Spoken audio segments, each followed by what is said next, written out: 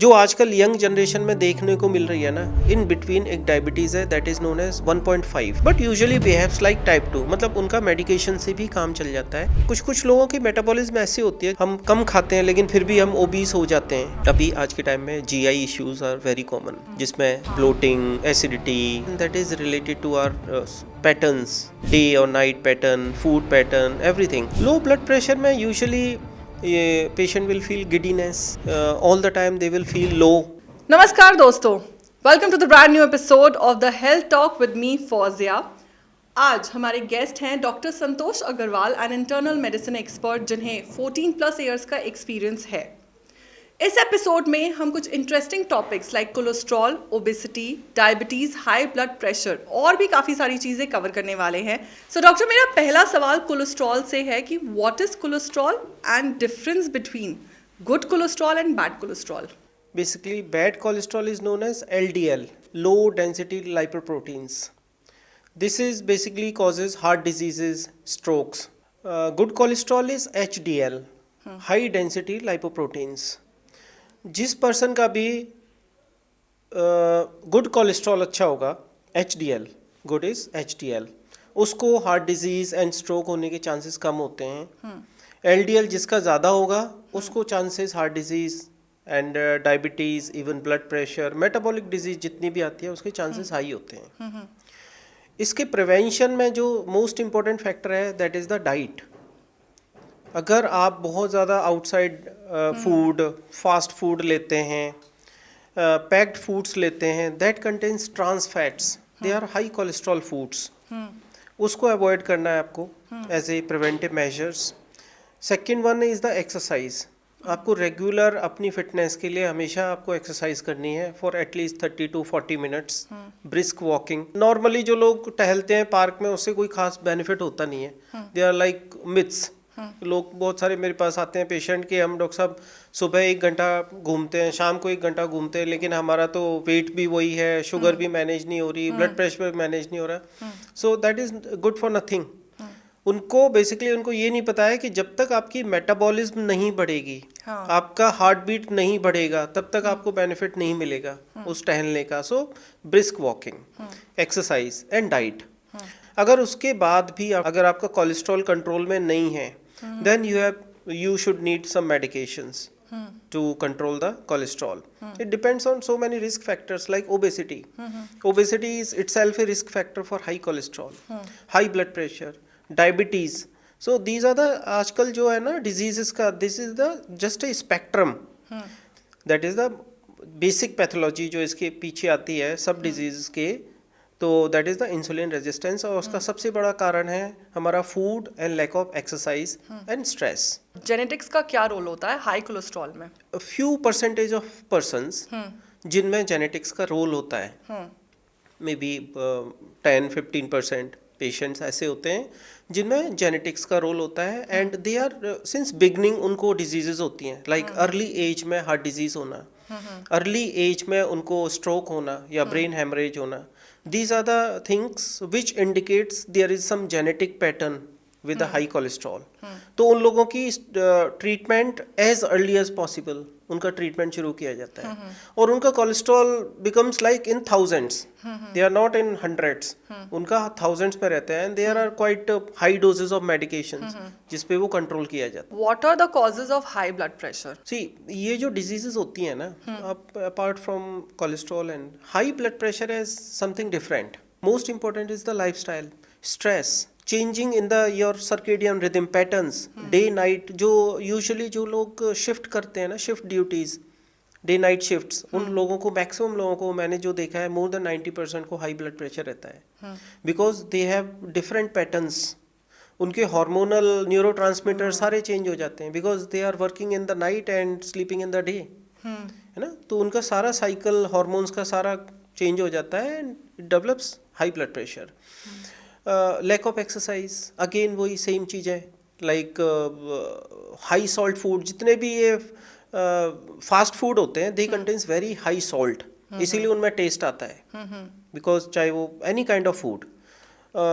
Nowadays नमकीन्स, biscuits, bhujia, ये सब चीज़ें बहुत कॉमन है, packed items, they contains high salt, तो सॉल्ट कंजम्पशन आज की जनरेशन में बहुत ज़्यादा है, and this is known as the hidden salt, जिसके ऊपर किसी का ध्यान नहीं जाता है. So they are consuming at least 3 to 4 times of salt जितना हमें बॉडी को चाहिए. तो ओबेसिटी का कॉज, हाई ब्लड प्रेशर का cause, these are the hidden salt. Usually blood pressure का कोई कॉमन सिम्टम नहीं होगा आपको अनटिल अनलेस जब तक ब्लड प्रेशर एक बहुत ही हाई रेंज में नहीं पहुंचता है, like 170, 180. Even patient comes to me 250, 300 लेके ब्लड प्रेशर, है ना, उनको भी कोई साइन सिम्टम्स ऐसे होते नहीं है. या they will end up in some kind of emergency like heart attack, like stroke, like brain haemorrhage. So इस तरीके की इमरजेंसी में लैंड अप होते हैं. इसलिए ब्लड प्रेशर हमेशा लेट डायग्नोसिस होती है. ब्लड प्रेशर की, ब्लड प्रेशर को डायग्नोज करने के एज अर्ली एज पॉसिबल आपको रेगुलरली चेकअप कराना चाहिए अपना ब्लड प्रेशर, चाहे वो मंथ में ही कराओ आप, but blood pressure should be on regular monitoring.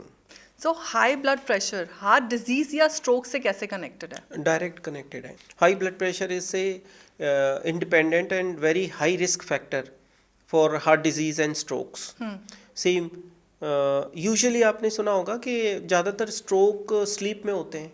लोग जब सोते हैं तो मैक्सिमम स्ट्रोक आपको स्लीप में मिलते हैं. उसका रीज़न यही है कि अगर किसी का स्लीपिंग ब्लड प्रेशर हाई है, विच इज़ अनडायग्नोज्ड, किसी को पता भी नहीं होता है, and patient had stroke during sleep, morning में वो बेहोश मिलते हैं लोग.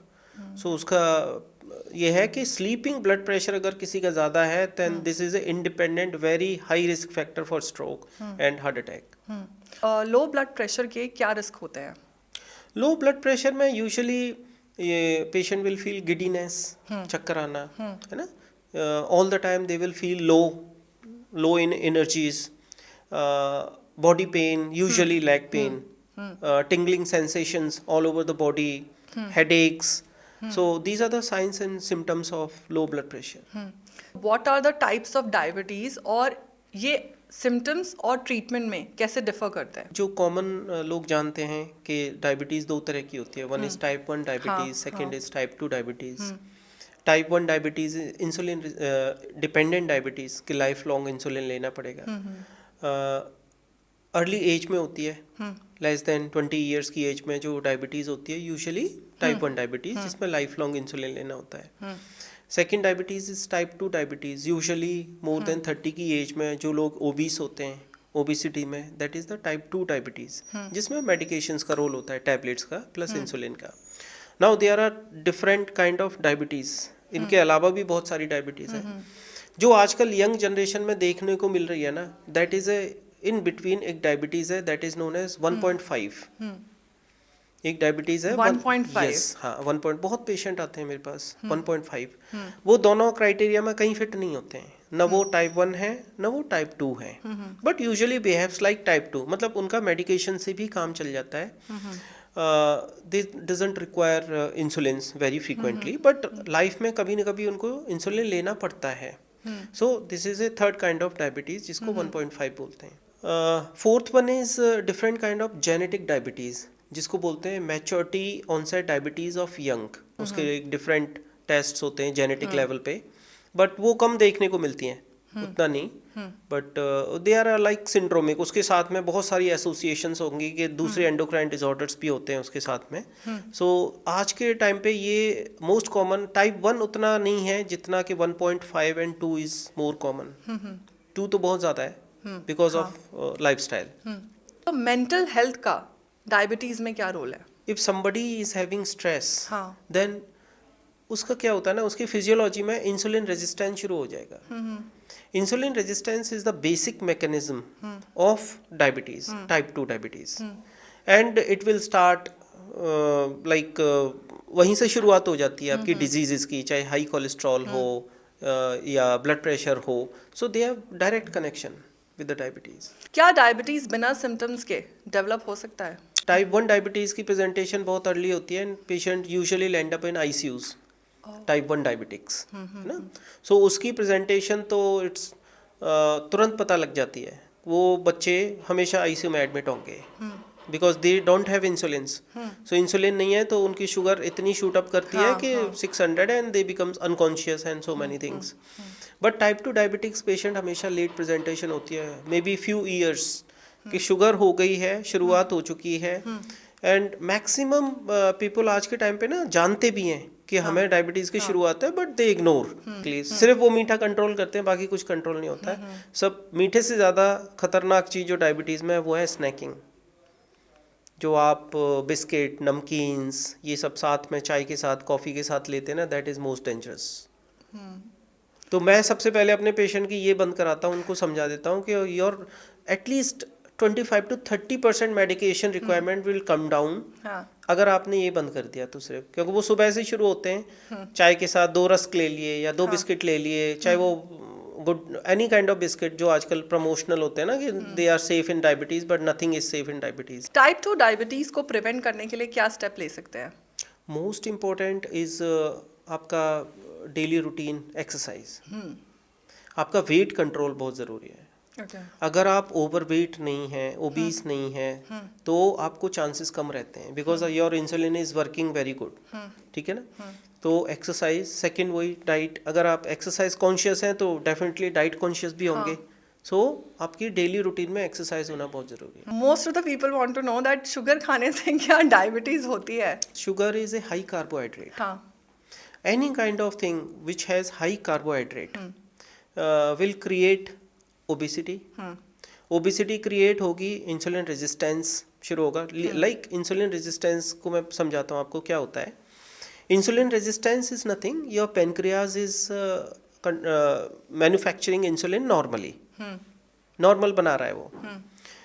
अब वो होता क्या है कि आपका विसरल फैट बढ़ने लग जाता है when you are getting obesity. Visceral fat, there are 2 kinds of fat. For example, have you seen the sumo wrestlers? They don't have diabetes. उनको डायबिटीज़ नहीं होती है। वो कितने हैवी वेट होते हैं, बट उनको डायबिटीज़ नहीं होती है। उसका रीज़न ये है कि उनका जो फैट है ना वो पेरीफेरल है, वो पेट के अंदर का फैट नहीं है। सो जो ऑर्गन्स का फैट है ना, विसरल फैट जिसको बोलते हैं, that is the main culprit of getting developing diabetes. उनको विसरल फैट नहीं होता है सुमो मैन। हम लोगों को क्या होता है ना, विसरल फैट डेवलप होना शुरू हो जाता है because of fast food and all these things. Visceral fat creates insulin resistance. Insulin pancreas तो अच्छा बना रहा है, but that insulin is not working on the muscles and fat properly. That is known as insulin resistance. Insulin का काम है calories को burn करना, वो बर्न नहीं कर पाएगा कैलोरीज को, तो that is not working on the muscles and adipose tissue like fat, जो मसल्स का फैट होता है। तो आपका इंसुलिन बढ़ता जाता है बॉडी के अंदर, and it creates diabetes. Diabetes का किडनीज पर क्या इम्पैक्ट होता है? समबडी हैज अनकंट्रोल्ड डायबिटीज, तो one of the most important organ जो सबसे पहले इसमें खराब होता है, that is the kidneys. And patient अभी आज वर्ल्ड में number 1 cause of dialysis is diabetes, diabetic kidney disease बोलते हैं उसको ना। That is the number 1 cause of transplants and dialysis. Obesity को लेके काफी लोगों को मिसकंसेप्शंस होते हैं। ओबेसिटी के मिसकंसेप्शंस, एक तो सबसे इम्पोर्टेंट ये होता है कि हमने सब कुछ ट्राई करके देख लिया, लेकिन हमारा वेट नहीं कम होता है। हम लोग 20,000 25,000 स्टेप्स डेली चलते हैं, फिर भी हमारा वेट कम नहीं होता है। So these are the misconceptions, myths हैं ये। मैंने आपको पहले बताया कि आप कितने भी स्टेप चलो, इवन 50,000 स्टेप्स चलो, उससे कुछ भी नहीं होने वाला है अनटिल एंड अनलेस आपकी हार्ट बीट एक उस थ्रेशोल्ड तक नहीं पहुंच रही है, you are not getting sweating, आपको पसीना नहीं आ रहा है, आपको जॉगिंग में आपकी कैलोरीज बर्न नहीं हो रहे हैं, तो कोई फायदा नहीं है उसको टहलने का। ओबेसिटी का डायबिटीज और हार्ट डिजीजेस पर क्या इफेक्ट होता है? If somebody is obese, he has multiple risk factor. Obesity है तो सिंगल, बट ओबेसिटी के अंदर ही मल्टीपल रिस्क फैक्टर उन्होंने पहले ही शुरू कर लिए।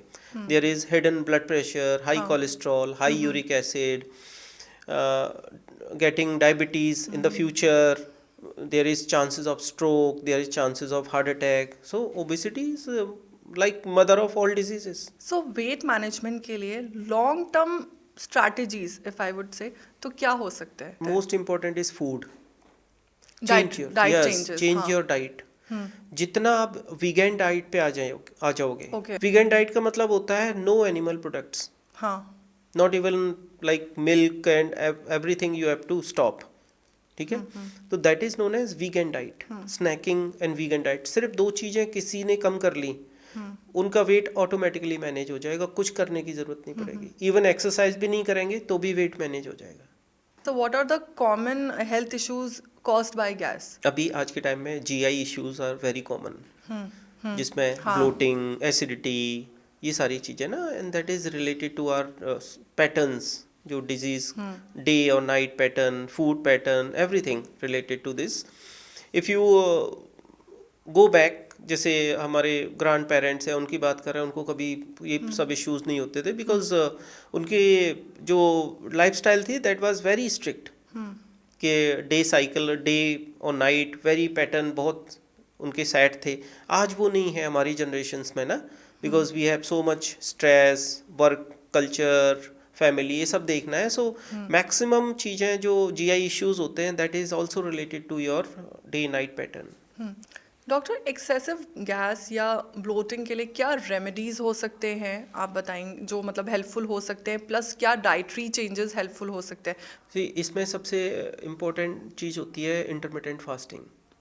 अच्छा। अगर कर सकते हैं तो इंटरमिटेंट फास्टिंग का बहुत पॉजिटिव रोल होता है इसमें, जिन लोगों को, मतलब आप अपने स्टमक को जितना एम्प्टी रखोगे, Clean रखो। एक्चुअली अब क्या होता है ना, स्टमक को हम खाली नहीं छोड़ते हैं कभी भी। Every 2 hours, 3 hours, 4 hours, stomach needs at least 4 hours for its emptiness। तो उतना टाइम तो कोई लेता ही नहीं। अब कभी चाय आ गई, कभी बिस्किट आ गई, हाँ। कभी कुछ आ गया, तो वो स्टमक तो खाली रहता ही नहीं है आपका।